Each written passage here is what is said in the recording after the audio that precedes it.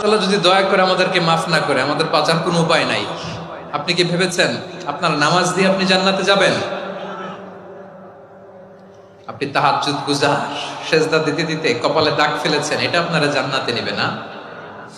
আপনি এলাকার সবচেয়ে বড় হাতেম তাই দানশীল, এই দানের ভরসায় বসে আছেন কশিন কালো না। আমাদের নামাজ, আমাদের রোজা, আমাদের ইবাদত, এগুলোকে মিজানের পাল্লায় উঠালে কোনো ওজনই হবে না। তবে আমাদের একটা কৌশল জানা আছে, আমরা আল্লাহর রহমতের ভিখারি। আমরা সেদিন আগেই গুনার স্বীকৃতি দিয়ে দেব। আমরা বলবো, আল্লাহ তুমি প্রশ্ন করার আগে তোমার একটা কথা বলি, আমারে কিছু জিজ্ঞেস করো না, আমি সব করেছি। এমন কোন পাপ নাই যে পাপ আমারে দিয়ে হয় নাই।